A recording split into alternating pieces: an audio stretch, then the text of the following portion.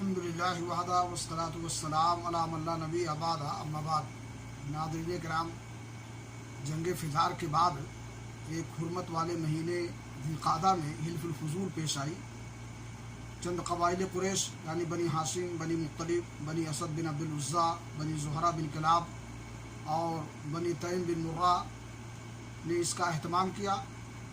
یہ لوگ عبداللہ بن جدعان تیمی کے مکان پر جمع ہوئے کیونکہ وہ سن و شرف میں ممتاز تھا، اور آپس میں عہد و پیمان کیا کہ مکہ میں جو بھی مظلوم نظر آئے گا، خواہ مکہ کا رہنے والا ہو یا کہیں اور کا، یہ سب اس کی مدد و حمایت میں اٹھ کھڑے ہوں گے اور اس کا حق دلوا کر رہیں گے.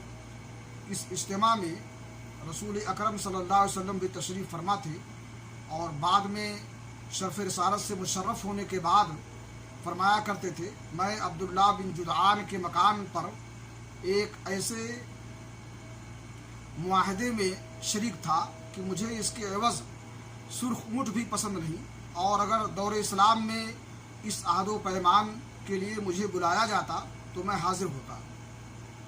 اس معاہدے کی روح عصبیت کی تہ سے اٹھنے والی جاہلی حمیت کے منافی تھی.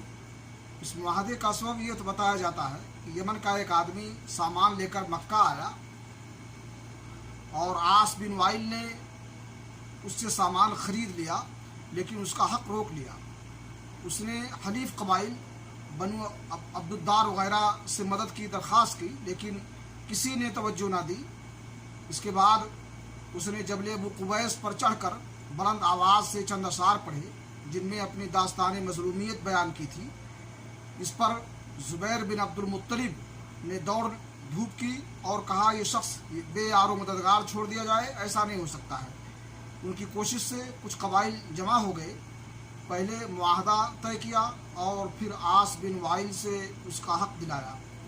اللہ رب العالمین سے دعا ہے کہ اللہ تعالی ہمیں نبی کی سیرت اپنانے کی توفیق عطا فرمائے. تقبل یا رب العالمین.